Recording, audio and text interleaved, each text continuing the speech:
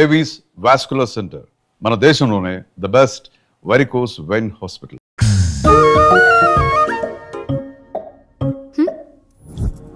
వచ్చాడు. పిల్లలు గదిలోకి వెళ్ళారా? వెళ్ళారండి. మీరెంత ఏంటి ఇంత రాత్రి అయినా ఇంకా పడుకోలేదా? మీరు లేనిది ఎప్పుడైనా పడుకున్నామా అన్నయ్య?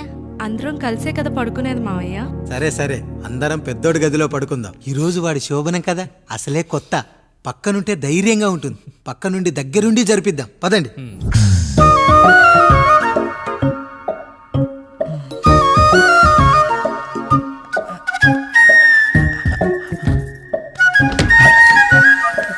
కానివ్వండి రా, కానివ్వండి కానివ్వండి. మీరేంటి మావయ్య ఇక్కడ పడుకుంటున్నారు? అదేంటమ్మా పెద్దోడా, చెప్పలేదా? మేమంతా కలిసే పడుకుంటామమ్మా. నువ్వు మాతో పాటే. అవును భార్గవి. మీరు ఊరుకోండి. మీరు ఇక్కడ పడుకోవడం నాకు ఇష్టం లేదు మావయ్య.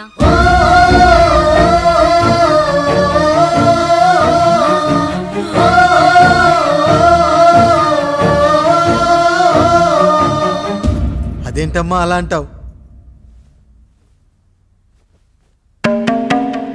ఎన్నో చూసాం, ఎన్నో చేశాం.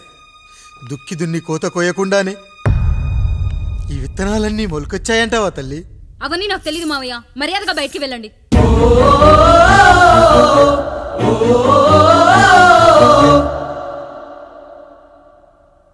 కనీసం ఆ మూలనైనా పడుకుంటామమ్మా. నువ్వైనా చెప్పరా పెద్దోడా? అంటే తను ఇబ్బంది పడుతుంది కదా నాన్న.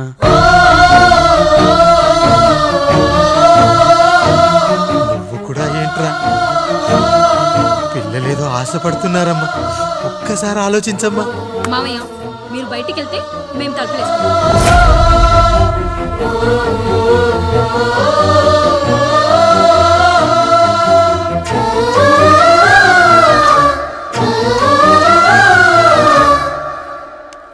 వేసుకోండి అమ్మా, వేసుకోండి. తలుపులు వేసుకోండి.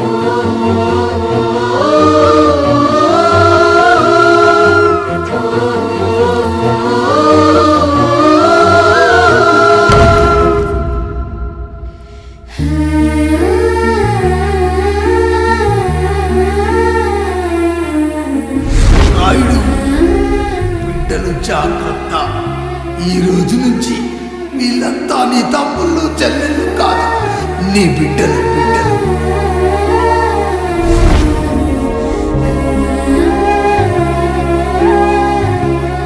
జానకి, ఏమండి? సావిత్రి, ఏమండి? లక్ష్మి, ఏమండి? మన గదిలోకి పదండి. ఇక నుంచి ఎవరి పిల్లలతో వాళ్ళ గదిలోనే పడుకోవాలి. ఇది ఈ రోజు నుంచి ఈ వంశానికి రాస్తున్న కొత్త శాసనం. అయ్యా అలా అనకండి అయ్యా. మీరు లేకుండా మేము ఎప్పుడైనా విడిగా పడుకున్నాము. అంతా కలిసే కదయ్యా పంచుకున్నాము. వెళ్ళరా వెళ్ళు. నీకు భార్య ఉంది, నీకు పడగది ఉంది. వేసుకోండి రా, మీరు వేసుకోండి. తలుపులు వేసుకోండి. మీరు కూడా ఏంటండి పిల్లలేదు? చిన్న పిల్లల వాడిని ఉయ్యాల్లో ఆడించేటప్పుడు పక్కనే ఈ నాన్నకు కావాలి. బడికెళ్ళేటప్పుడు పక్కనే ఈ నాన్న కావాలి. గుడికెళ్ళేటప్పుడు కూడా పక్కనే ఈ నాన్న కావాలి. కానీ శోభనం గదిలో మాత్రం పక్కనే ఉంటానంటే బరువయ్యాను జానకి, బరువయ్యాను.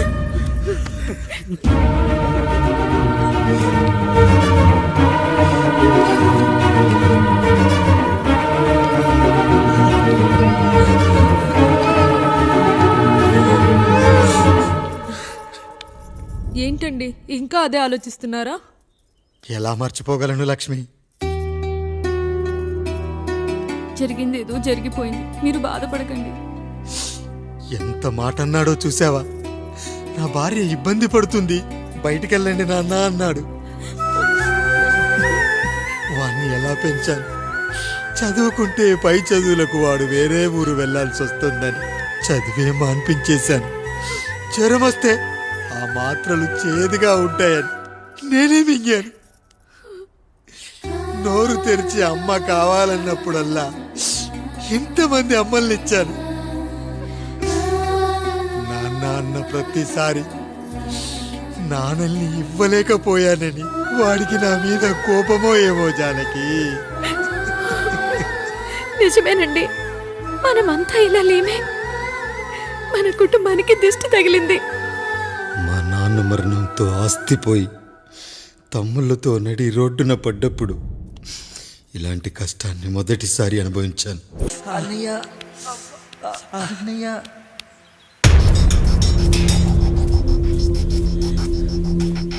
అయ్యా అయ్యా, ఏంట్రా? రోడ్డు మీద కాలు కాలుతున్నా సరే తమ్ముళ్ళు చెప్పులు లేకుండా నడుస్తున్నారయ్యా, చెప్పులు లేకుండా నడుస్తున్నారయ్యా.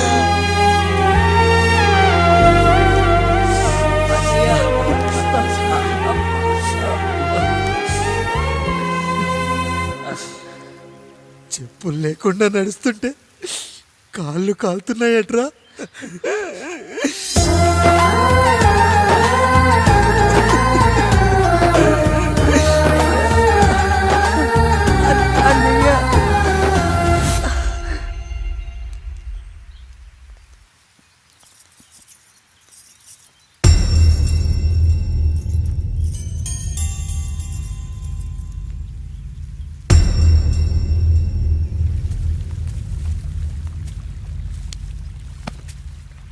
ఏరా కాముడు, అయ్యా బాధపడుతున్నావా? పెళ్ళేమైనా చేయమంటావా? వద్దులేండి అయ్యా, నాకు ఇది ఉందిగా చాలు, దీంతో నేను ఎలాగోలా సరిపెట్టుకుంటాను. దీనితో పాటు జీవితంలో నీకు ఓ తోడు కావాలి. రే గంటోడా, అయ్యా, ఇక నుంచి కష్టాల్లో సుఖాల్లో వీడికి అన్నీ నువ్వేరా. మీరు శాసించాక నేను వేరే ఏదైనా ఆశించగలనా పెద్దయ్యా?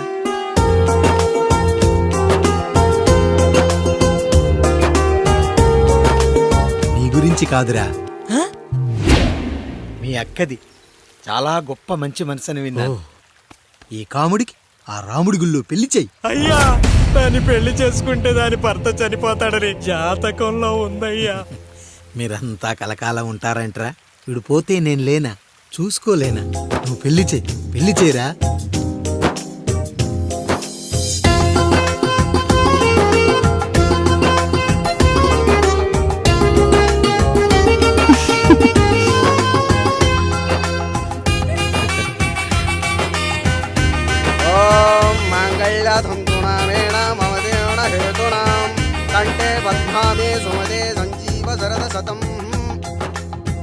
అయ్యా, ఏంట్రా? మీ చేత్తో నాకు దొంగగా జీవితాన్ని ఇచ్చారు, ఇప్పుడు ఒక భర్తగా భార్యనిచ్చారు. అదే బంగారు చేత్తో ఒక్క ముడివేసి పెట్టండి అయ్యా, మీ నీడను మేము చల్లగా ఉంటాం. రెట్టలకు పిట్టై లోలోనే దాచే అందం, మట్టలకు చెట్టై పట్టుంచే సంబంధం, చుట్టలకు పిట్టై దాచుంచే ఓ సుమగంధం, గట్టుపై తొట్టై నీరిచ్చే అనుబంధం, సిగలో చుండ్రల్లే లోతైనది బంధం, దులిపే బలమున్నా అది రాలిపోని నేటి సంబంధం. ఏంటి బుజ్జి, ఏమైంది? పండు, నీకు పెళ్లి చేసిన మరుక్షణం నీ భర్త చనిపోతాడని జాతకంలో ఉంటే ఆయన నన్ను నీకిచ్చి పెళ్లి చేశారు. నేను పోతే నా భార్య పరిస్థితి ఏంటయ్యా అని అడిగితే నేను లేనారా అన్నారు. ఆయన చేసిన త్యాగం మామూలు త్యాగం కాదు. ఒకవేళ పొరపాటున నాకేమైనా జరిగితే? అయ్యయ్యో, అంత మాట అనకండి. మీరు వేరే చెప్పాలా? మొన్నటిదాకా తమ్ముడు, ఇప్పుడు ఈ కాముడు, తర్వాత రాయుడు. ఒరేయ్ కాముడు, పెళ్ళైన దగ్గర నుంచి మీరు సరదాగా గడిపిందే లేదు. మీరిద్దరూ సరదాగా హనీమూన్కి వెళ్ళిరండి. ఏ ఊటీకో కొడైకెనాల్కో. ఇదిగో టికెట్లు. అయ్యా, మీరు దేవుడయ్యా. ఇక్కడ పనులాగకుండా నువ్వు ముందుగా వెళ్ళిరా. నువ్వు తిరిగి వచ్చిన తర్వాత పండు వెళ్తుందిరా. అయ్యా, ఒక పని మనిషిని మీరు ఇంతగా ఆదరిస్తున్నారయ్యా. నువ్వు పని మనిషి ఏంటి పండు? నీలాంటి స్త్రీమూర్తిని ప్రతి మగాడు అమ్మలా చూసుకోవాలి. ఇక నుంచి నా బిడ్డలు నిన్ను అమ్మా అని పిలుస్తారు, అమ్మలా చూసుకుంటారు. ఏమంటావు జానకి? రెట్టలకు పిట్టై లోలోనే దాచే అందం, మట్టలకు చెట్టై పట్టుంచే సంబంధం, చుట్టలకు పెట్టై దాచుంచే ఓ సుమగంధం,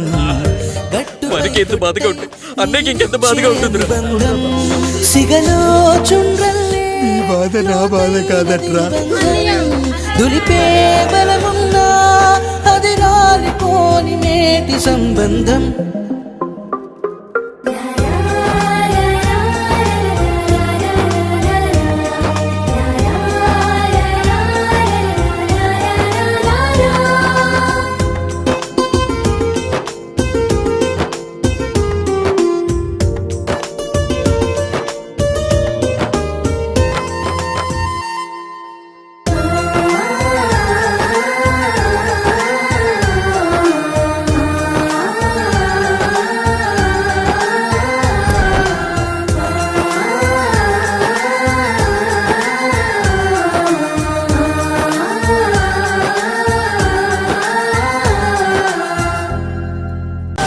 అసలు నీ తండ్రి ఎవరో నీకు తెలుసా?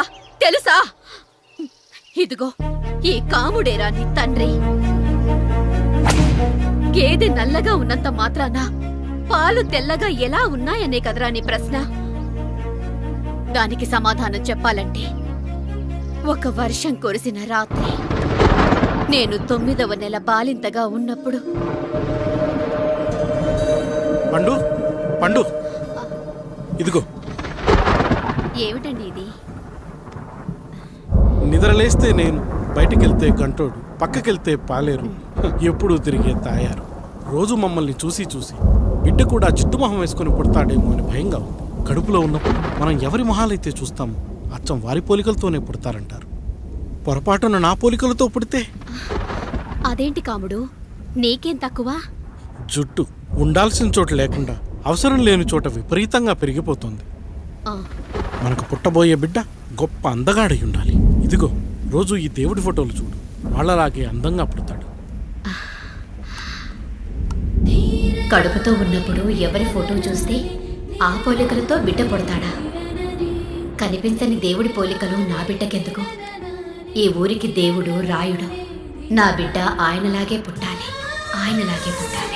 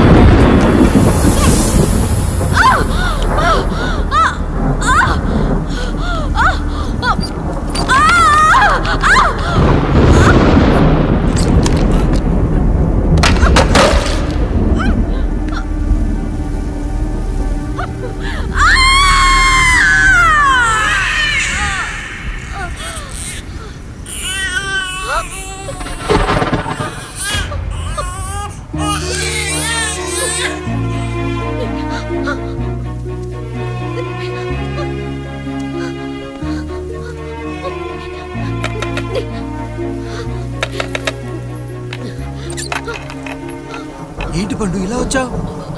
అయ్యా, తప్పు జరిగిపోయింది పెద్దయ్యా. ఏం జరిగింది? అసలే నువ్వు ఒట్టి మనిషి కూడా కాదు. ఒక్కసారి ఇటు చూడండి అయ్యా.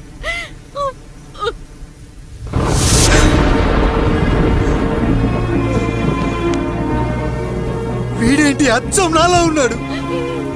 అసలేంటి, ఎందుకు ఇలా జరిగింది? నువ్వు ఎప్పుడైనా చీకట్లో పంపు సైడ్ దగ్గరికి వచ్చావా? మరి అమలాపురంలో శివాలయం దగ్గర రత్నాలు నీకేమైనా అమ్మవుతుందా? లేదు.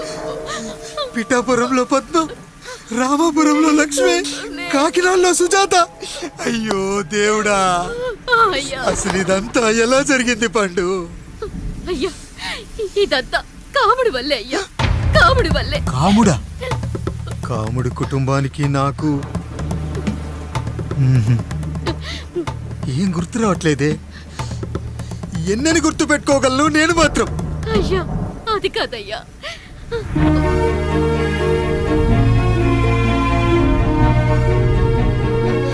అలా రోజు మీ ఫోటో చూసి చూసి అచ్చం మీలాగే పుట్టాడు. అయ్యో, నా పోలికతో బిడ్డ కావాలనుకోవడం ఏంటి పండు? నువ్విలా చేయడం ఏంటి పండు? పోలికల కోసం ఫోటోలు ఎందుకు చూసావు పండు? అందుకే కదయ్యా ముందు ఆ డైలాగ్ చెప్పాను, తప్పు జరిగిందని. ఇప్పుడు ఏం చెయ్యాలయ్యా? స్వచ్ఛమైన మన ప్రేమను ఈ పాడులోకం అర్థం చేసుకోదు. కనీసం మీ ఇద్దరి జీవితం బాగున్నా ఆనందపడేవాడి. వీణ్ణి ఇక్కడ ఉంచొద్దు పండు, బయటికి పంపించు. బయటికి పంపించి బాగా చదివించు, గొప్పవాణ్ణి చెయ్యి. వీడికి అయ్యే ఖర్చంతా నేనే భరిస్తా. అవసరమైతే ఆ డబ్బు కాముడి జీతంలో కట్ చేద్దాం. అయ్యా వెళ్లే ముందు వీడికొక పేరు పెట్టండి అయ్యా.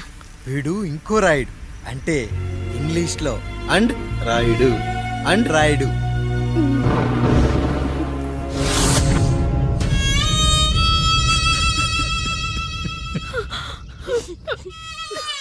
ఇది రా నీ కథ, నా గతం. నిన్ను చదివించడం కోసం ఆయన మీ నాన్న జీతంలోంచి నెలకి 3,000 4,000 కోసేసిచ్చేవారు. అప్పుడు ఆయన పడిన బాధ పగవాడు కూడా పడకూడదు. చూసావారా, దేవుడు లాంటి పెద్దయ్యని అనవసరంగా అనుమానించడం ఎంత పెద్ద తప్పు చేశావో అర్థమైందా? ఒకడు నిమ్మకాయ పెట్టి పసుపు వేసి ఉప్పు కలిపి పులిహోర చేయొచ్చు, కానీ ఆ పులిహోర ఎప్పటికీ దేవుడి ప్రసాదం. నువ్వు ఆ దేవుడి ప్రసాదం. ఇక ఆయనే మీ నాన్న. చూసావా అమ్మా, ఈ రోజు నుంచి నాకు 3 అమ్మలు 2 నాన్నలు. నీకు మాత్రం ఒక్కడే భర్త, నాన్నకు మాత్రం ఒక్కటే భార్య. మా నాయనే. అయ్యా బిడ్డను ఒక్కసారి ఎత్తుకొని తిప్పండి అయ్యా. బాబు నాన్నా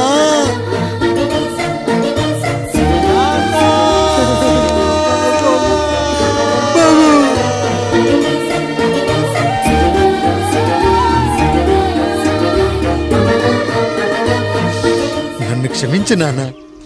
ఇప్పటికైనా నిజం అర్థం చేసుకున్నావు. అది నాకు చాలురా, చాలు. చాలదు నాన్న, నిన్ను ఏలెత్తి చూపిన జనంతో చెయ్యెత్తి దండం పెట్టించాలి. అన్నయ్య కంటే ఆస్తి ముఖ్యమనుకున్న మన కుటుంబానికి గుణపాఠం నేర్పించాలి. ఇక నాకు వదిలే నాన్న, నేను చూసుకుంటా.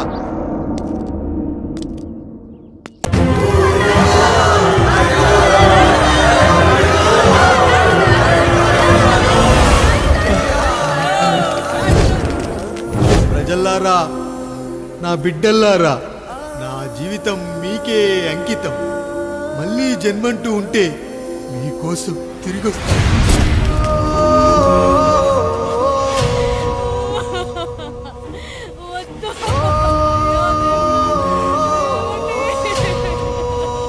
వద్దయ్యా, వద్దు, వద్దయ్యా, వద్దయ్యా.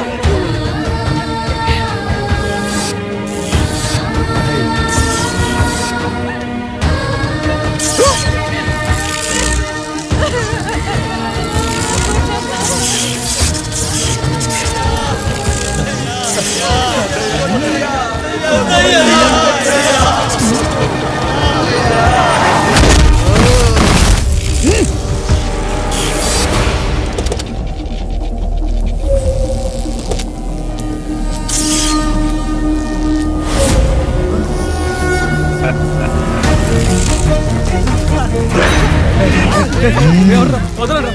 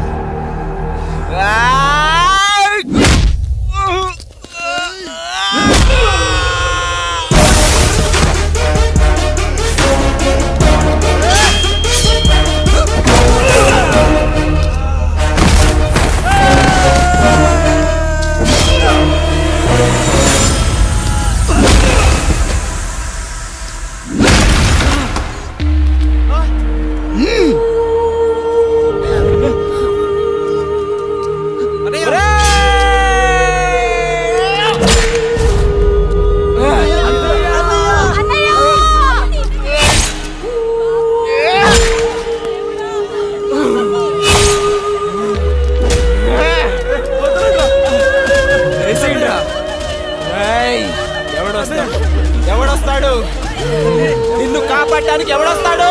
వేసేట్రా.